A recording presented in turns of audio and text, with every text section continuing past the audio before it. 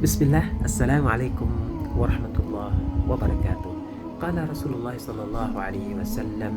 إن في الجنة شجرة يسير الراقب في ظلها 100 عام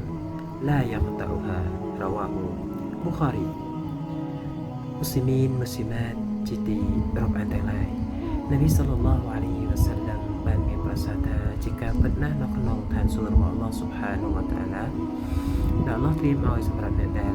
កោតខ្លាចទៅចំពោះ Allah Subhanahu wa Ta'ala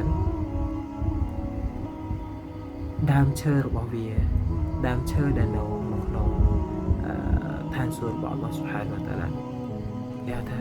ធំធេងរហូតដល់បើសិនជាជីសេះនៅក្រោមលុបរវាហ្នឹងរយៈពេល100ឆ្នាំក៏មិនអាចផុតមិនលុបឬក៏មិនអាចផុតដើមឈើនោះបានដែរ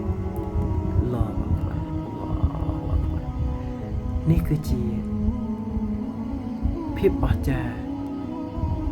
ដែល Allah Subhanahu wa Ta'ala បានត្រៀមសម្រាប់អ្នកដែលកោតខ្លាចទៅចំពោះ Allah Subhanahu wa Ta'ala អ្នកដែលតក្វាទៅចំពោះ Allah Subhanahu wa Ta'ala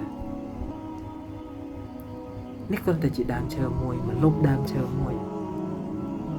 បើសិនយើងជិះសេះឲ្យផុតមកលុបនឹងរយៈពេល100ឆ្នាំគឺមិនបានផុតអញ្ចឹងវាធំខ្លាំងណាស់ចានៅអីផ្សេងទៀតនៅផ្ទះ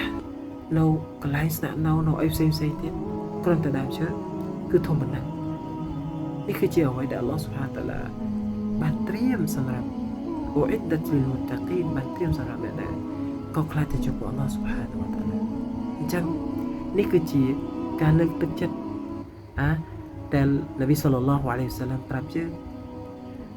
ក្នុងនាមជាអ្នកដែលមានជំនឿជឿទៅចំពោះ Allah Subhanahu wa Ta'ala អញ្ចឹងដើម្បីអីដើម្បីឲ្យយើងខំដើម្បីឲ្យយើងបានប្រឹងប្រែងនៅក្នុងការធ្វើអ៊ីបាដាតឲ្យអ៊ីខ្លាសទៅចំពោះ Allah Subhanahu wa Ta'ala ឲ្យបានចាស់យើងដើម្បីទទួលយកទាំងអស់ហ្នឹងដែល Allah Ta'ala ត្រៀមសម្រាប់យើងអញ្ចឹងសង្ឃឹមថាយើងទាំងអស់គ្នា InsyaAllah ខិតខំប្រឹងប្រែងខិតខំតាអត់ទៅចំពោះ Allah Subhanahu wa Ta'ala នៅរាល់អ្វីដែល Allah Subhanahu wa Ta'ala ប្រើឲ្យយើងធ្វើយើងផើអត់ប្រឹងអស់ពីសមត្ថភាពហើយក៏ដូចជានៅអ្វីដែល Allah Subhanahu wa Ta'ala ហាមប្រការទាំងឡាយដែល Allah Subhanahu wa Ta'ala ហាមមិនឲ្យយើងធ្វើយើងគួរតែជៀសឲ្យឆ្ងាយហើយអ្វីដែលយើងធ្វើខុសយើងត្រូវតែទទួលកំហុសពី Allah Subhanahu wa Ta'ala ត្រូវសុំការអភ័យទោសពី Allah Subhanahu wa Ta'ala ការលើកលែងទោសពី Allah Subhanahu wa Ta'ala ជានិច្ចកាលយ៉ាងខ្ជាប់ខ្ជួនដែលយើងត្រូវតែសុំការអភ័យទោសពី Allah Subhanahu wa Ta'ala សង្ឃឹមថា Allah Subhanahu wa Ta'ala លើកលែងទោសឲ្យយើង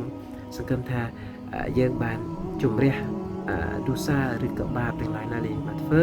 មុននឹងយើងត្រឡប់ទៅរក Allah Subhanahu wa Ta'ala វិញ InsyaAllah Nas'alullah as-salamah wal afiyah wassalamu alaikum ورحمة الله وبركاته